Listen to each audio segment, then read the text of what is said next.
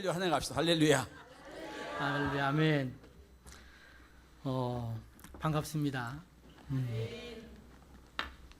제가 평소 사랑하고 존경하는 우리 조성조 목사님 신무하시는 교회에 와서 말씀을 전하기도 굉장히 기쁜데요.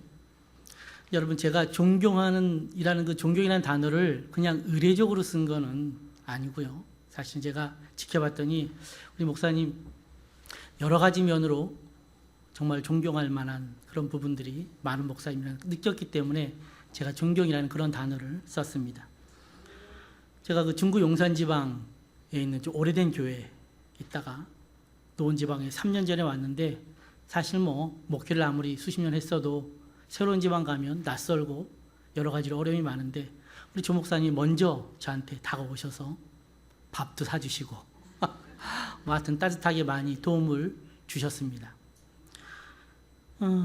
개인적인 그런 것뿐만 아니라 그 리더십 전문가신데 책도 내시고 대학에서 또 가르치기도 하시는데, 근데 그 학문적인 면만 아니라 현장에서도 보면은 사람들을 많이 이렇게 이끌어 나가시기도 하시고요. 또 문제가 생긴 것을 풀려고 애쓰시는 그런 모습 가운데서 실천력도 가진 그런 목사님이시고, 제가 이 상기 경식교회 처음 와서 표를 보고 감동을 받았습니다. 교회가 지향해야 될 최고의 목표인데 그걸 표로 삼고, 또 표로 삼기만 한 것이 아니라 꾸준히 그것을 목회, 그죠? 여러 부분에 적용하시면서 하시는 모습들, 무엇보다도 참 힘들다는 게 개척교회인데 개척교회를, 그죠? 정말 맨 땅에 헤딩하듯이 그렇게 시작을 하셔서 오늘 여쭤봤더니 23년 되셨다고 하시는데, 23년 만에 이렇게 아름다운 교회를 일구어낸 그것만 봐도 정말 존경하고 훌륭한 목사님인데, 그런 교회에 와서 제가 말씀을 전하게 돼서 대단히 영광스럽게 생각을 합니다. 오늘이 속장 헌신 예배인데, 아까 특송하시는 속장님들 얼굴을 뵈니까 드릴 말씀이 없어졌습니다. 솔직한 심정. 왜냐하면 사실은 다른 교회들은 나이 드신 분들이 속장을 많이 하시거든요. 그리고 나이 드셔서 그러신지 모르지만 조금 힘이 없어 보시는데, 여기는 속장님들 얼굴 뵈니까 젊으시고요. 정말 한참 왕성하게 활동하실 40대 50대시고 무엇보다 얼굴이 밝고요.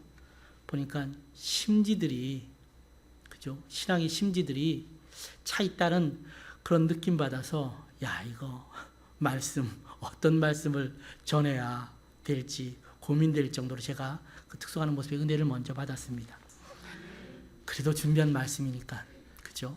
전하도록 하죠. 속장 헌신 예배가 오늘인데,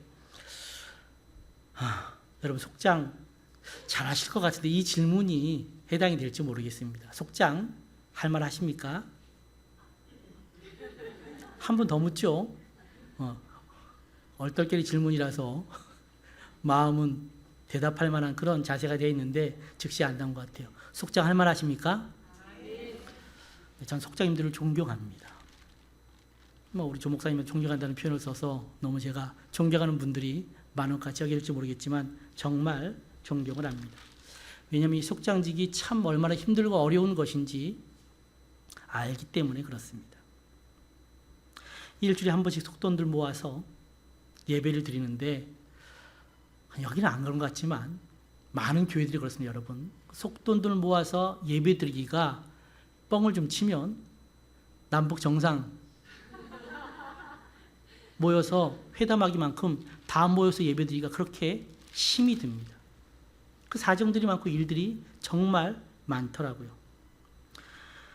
또 보니까 이 경신교회는 안 그런 것 같은데, 제가 있던 교회는 속장들이 예전 같으면 뭐 하자 그래도 다 쉽게 속돈들이 쫓아왔는데, 요즘은 왜 이렇게, 그죠? 협조들을 안 하는지. 그래서 이 속장들이 이 속돈들 비위를 맞추느라고 굉장히 고생하는 모습들을 제가 많이 봐왔습니다. 또 속장이 행동 하나 말 한마디 잘못하면 상처 주고 마음이, 그죠? 삐진 일도 가끔 일어나서 내가 무슨 죄를 져서 이렇게 속장을 해야 되나. 웃는 거 보니까 잠시 동안 그런 마음을 가졌던 분도 계셨던가 봅니다. 근데 하여튼 내가 무슨 죄를 지어서, 여러분 죄를 지었습니다. 속장들은. 어떤 죄 지었습니까? 교회에 먼저 다닌 죄. 예수님을 먼저 한 죄. 또 어떻습니까? 은혜 많이 받은 죄. 그죠? 그리고 남들보다 더 순종하고 헌신한 죄. 역설적인 표현이죠, 죄라는 말이. 내가 안 하면 누가 하나. 남아지 안 한다고 하면 목사님은 어떡하나 하는 마음에 속장을 합니다. 안 그런 분들에게는 많은 것 같습니다. 그러니까 어떻게 속장님들을 존경하지 않을 수가 있겠습니까? 근데 이왕 속장하는 거면 좀 잘하고 싶은데 또 이게 쉽지가 않습니다. 참 어렵습니다. 다 건너뛰어서 여러분, 어떻게 하면 좋은 속장이 될 수가 있을까요? 속회도 잘 모이고, 모이면 분위기도 좋고, 더 나가서 전도도 되고, 일 있으면 속도들이 다 마음과 힘을 합쳐서 그 일을 치루어내고, 그런 속회가 되면 좋겠는데, 그러려면 어떻게 하면 될까 하는 것입니다. 내가 성경 지식이 많아야 되나? 맛있는 걸 잘 만들어야 되나? 그렇죠? 말을 잘해야 되나? 여러분, 일단은 전제해야 될 건 뭐냐면 속도원들을 쫓아다니는 속장이 되어서는 안 된다는 겁니다. 속도원들이 가고 싶은 속회, 속도원들이 만나고 싶은 그런 속장이 되어야 한다는 게 전제입니다. 말은 쉽지 어떻게 그렇게 할 수가 있겠느냐. 어쨌든 가고 싶은 속회를 만들지 않으면 1년 내내 고생을 하게 됩니다.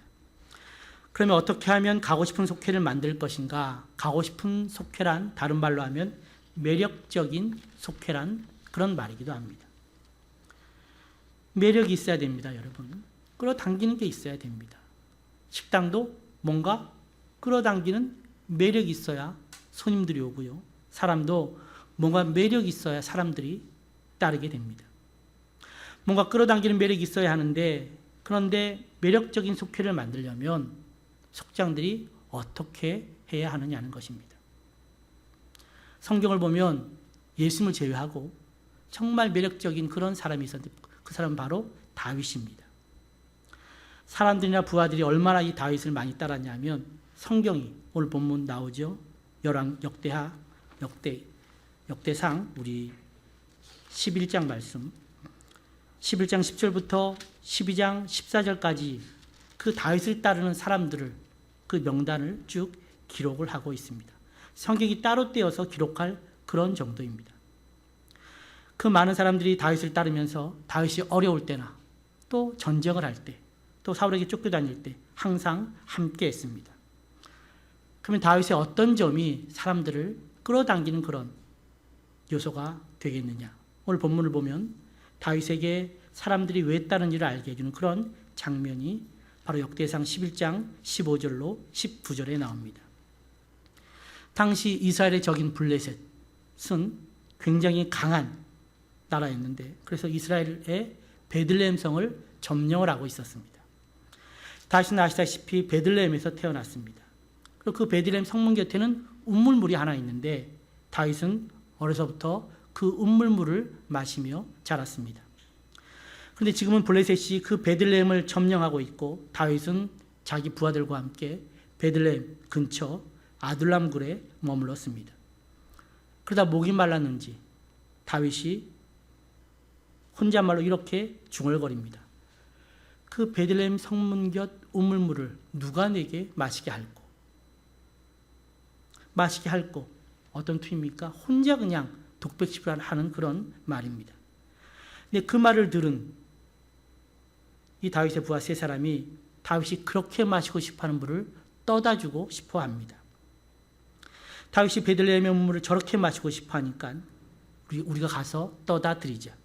그리고 물을 길러 적지를 뚫고 베들레헴으로 들어갑니다. 그리고 드디어 그 물을 떠오게 됩니다. 그런데 밤에 도둑처럼 몰래 들어가서 그 물을 떠온 것이 아닙니다. 성경은 이렇게 말씀하고 있는데요. 우리 역대상 11장 18절 말씀입니다. 18절 상반절만 읽죠. 18절 시작. 이 세 사람이 블레셋 사람들의 군대를 돌파하고 지나가서 베들레헴 성문 곁 우물물을 길어 가지고 어떻습니까? 목숨을 건 싸움을 하고 베들레헴에 들어가서 그 우물물을 떠온 것입니다. 돌아온 세 사람이 다윗에게 그 물을 드리면서 이렇게 말을 했을 것입니다. 베들레헴 우물물을 마시고 싶다고 하셔서 제가 그 우물물을 길어왔습니다. 드시죠. 그리고 시원하게 그 물을 들이키는 다윗의 모습을 보기를 기대합니다. 근데 다윗이 그 물을 보았습니다. 그 물을 보자 갑자기 속에서 울컥하는 게 있습니다. 자신은 그냥 지나가듯 말한 것인데 그들은 목숨을 걸고 그 물을 떠온 것이고 그 생각이 들자 마음이 녹아내리기 시작합니다. 그리고 다윗은 그 물을 마시지 않았습니다. 18절 우리 하반절 말씀 볼까요? 다윗에게부터 읽습니다. 시작. 다윗에게로 왔으나 다윗이 마시기를 기뻐하지 아니하고 그 물을 여호와께 부어드리고. 여호와께 부어드린다는 것은 단을 쌓고 그 위에 부었다는 말인데 다른 말로 하면 제사를 드렸다는 것입니다. 다윗은 지금 무슨 마음으로 그 물로 제사를 드렸을까요? 19절에 나오죠. 19절 우리 읽습니다. 시작. 이르되 내 하나님이여 내가 결단코 이런 일을 하지 아니하리이다. 생명을 돌아보지 아니하고 갔던 이 사람들의 피를 어찌 마시리이까 하고 그들이 자기 생명도 돌보지 아니하고 이것을 가져왔으므로 그것을 마시기를 원하지 아니하니라. 새 용사가 이런 일을 행하였더라. 아멘. 다윗에게 이 물은 그냥 물이 아니라 무엇입니까? 그 사람들의 피였습니다.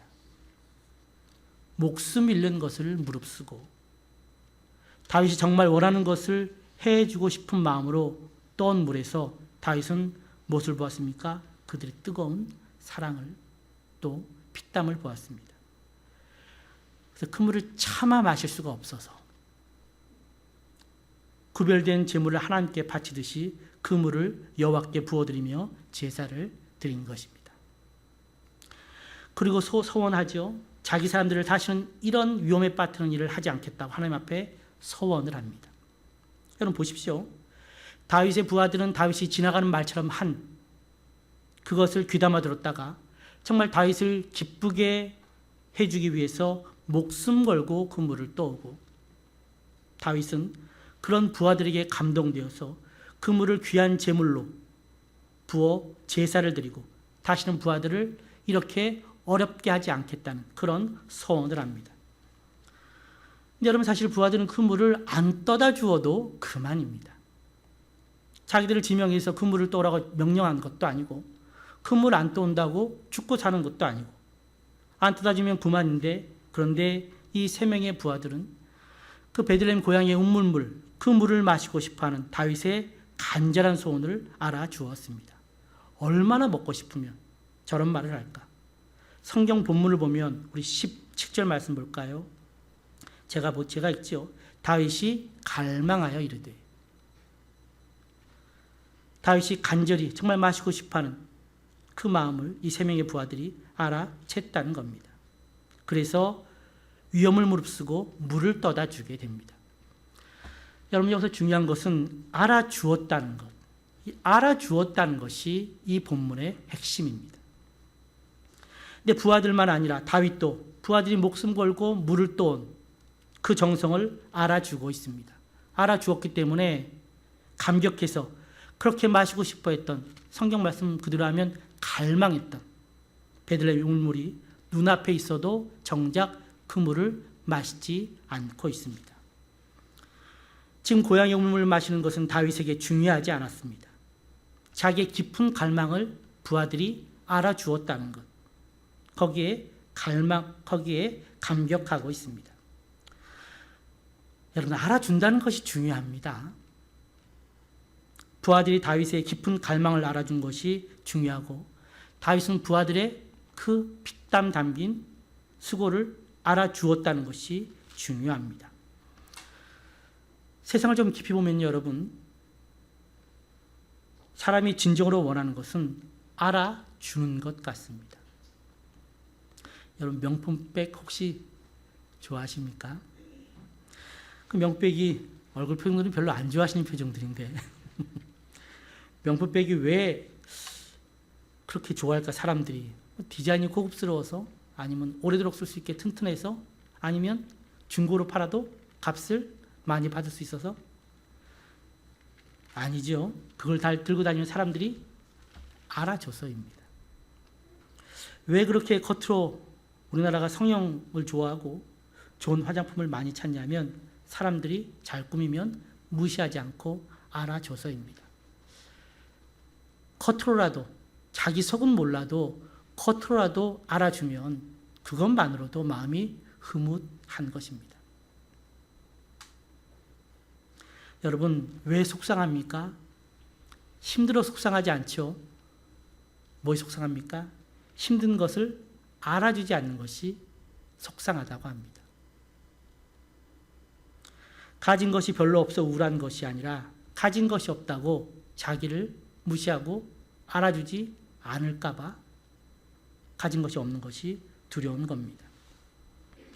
좋은 대학 들어가고 대기업에 들어가고 진급하고 또 많은 성취를 이루고, 그래서 기쁜 것이 아니라 그것을 통해서 인정받고 알아주기 때문에 그래서 기쁘다고 할 수 있습니다.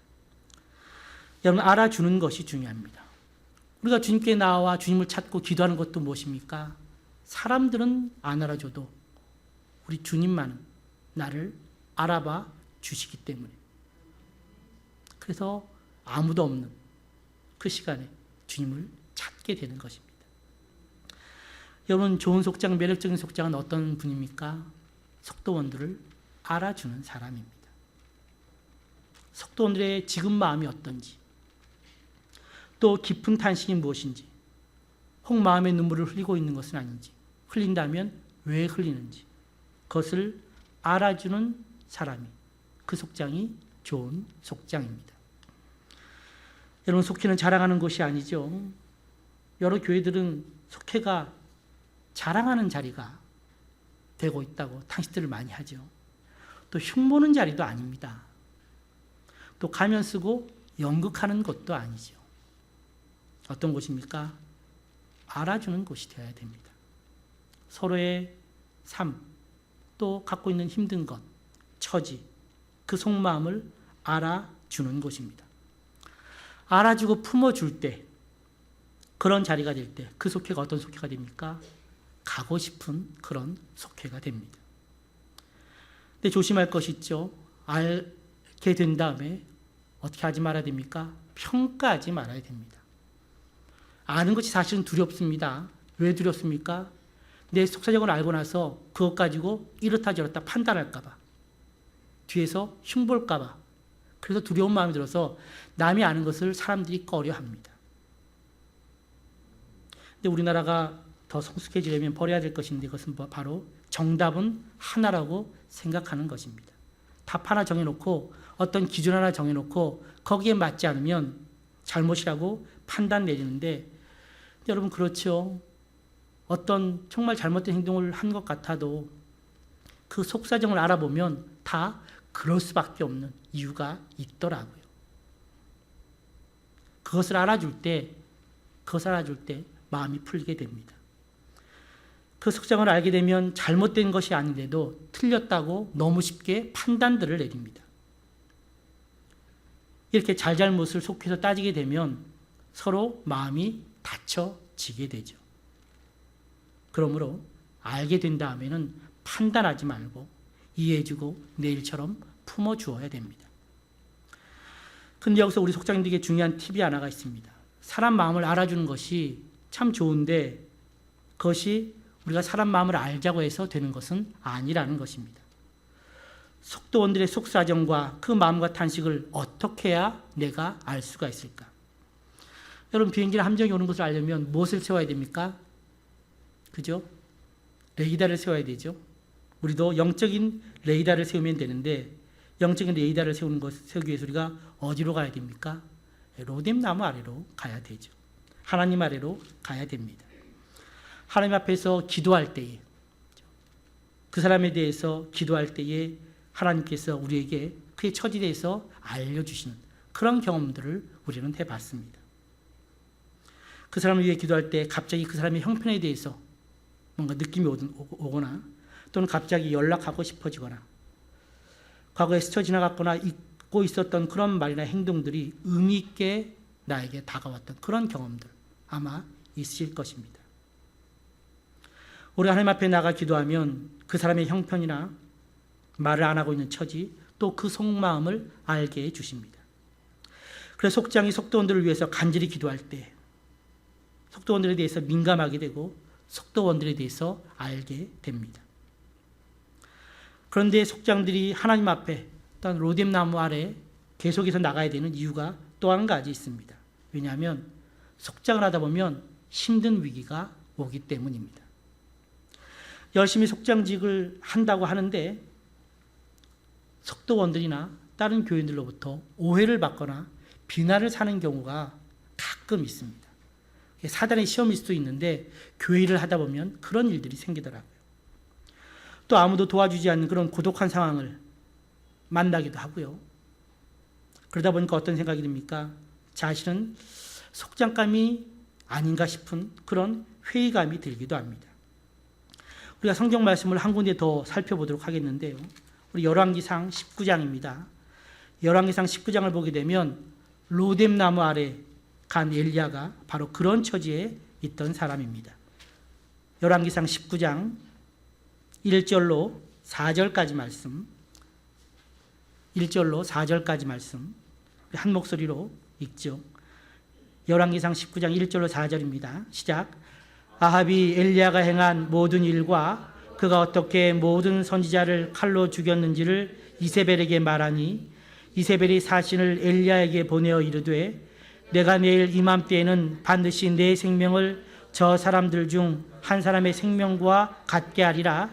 그렇게 하지 아니하면 신들이 내게 벌 위에 벌을 내림이 마땅하니라 한지라.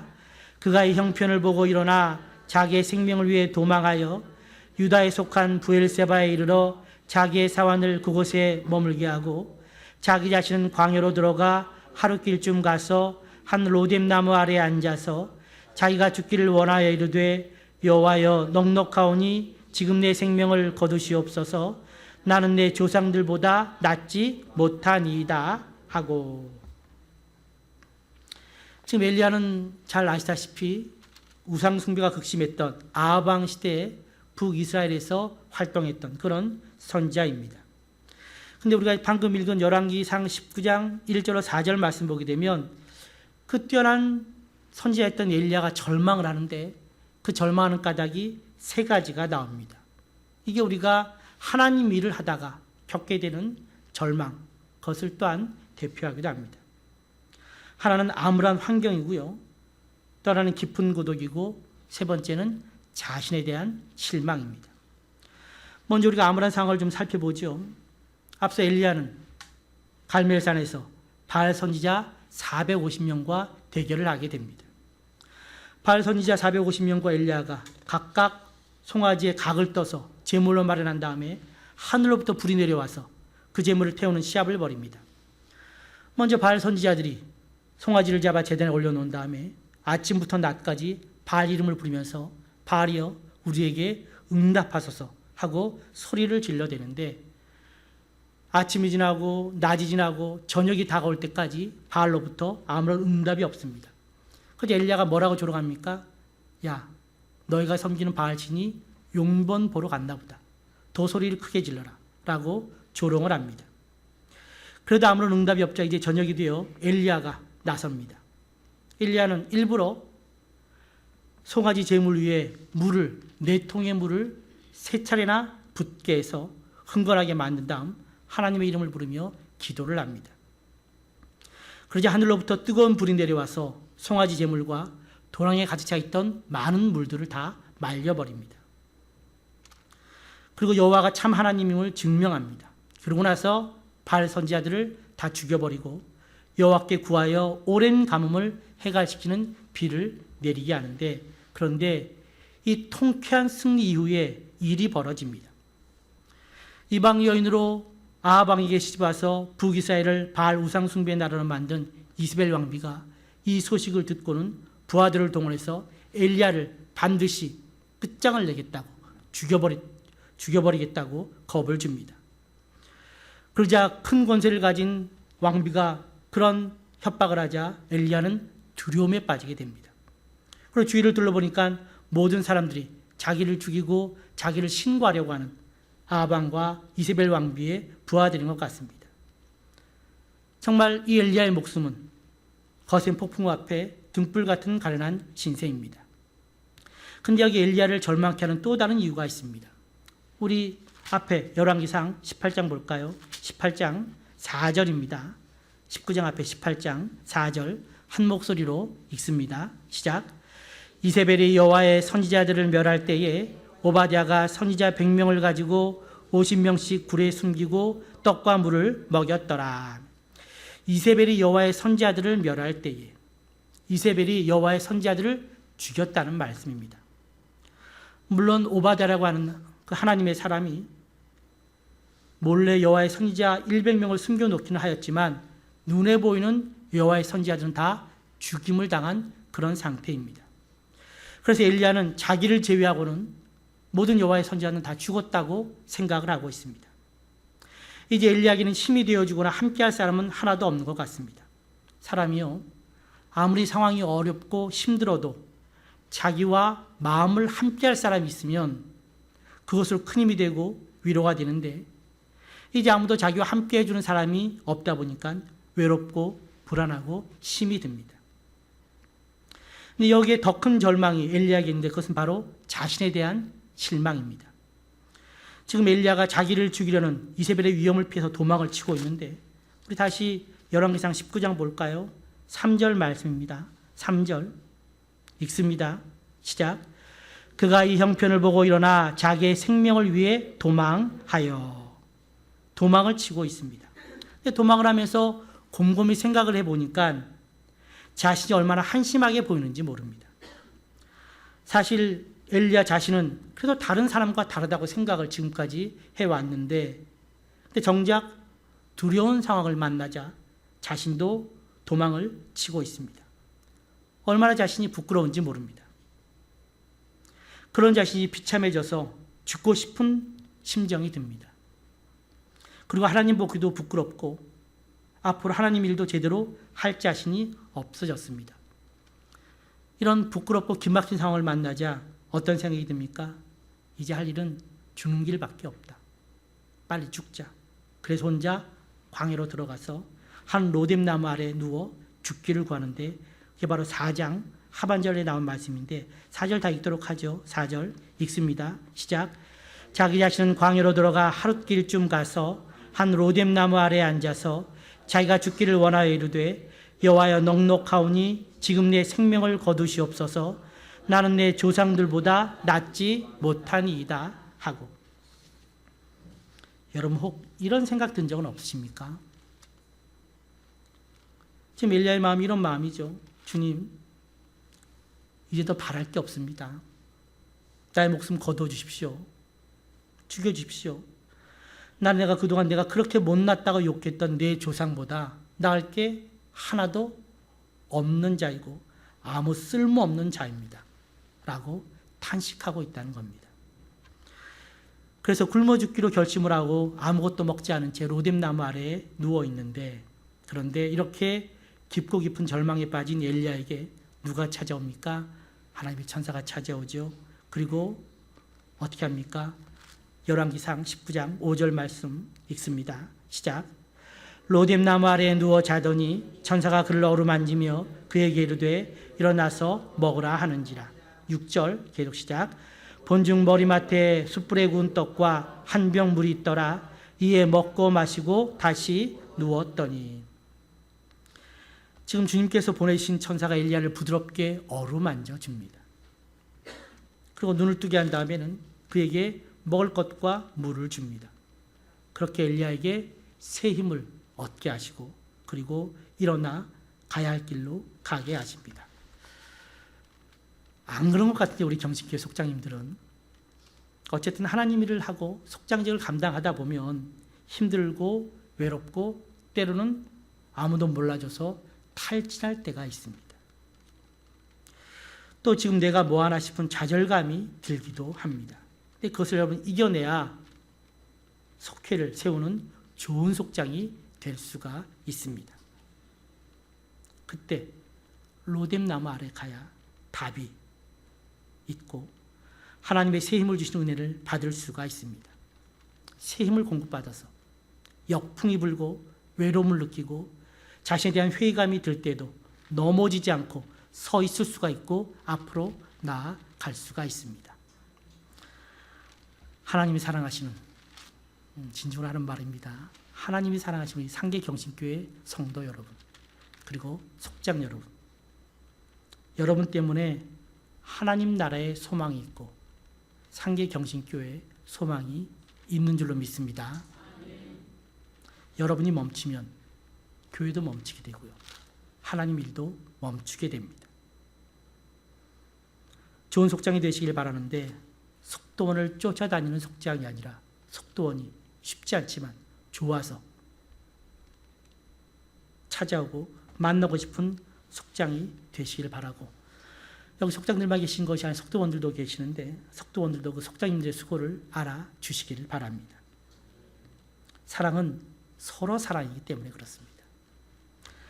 사람은 누구나 자기를 알아주고 자기를 이해받기를 원합니다. 자기를 알아주는 사람을 찾고 자기를 알아주는 속회를 찾게 됩니다.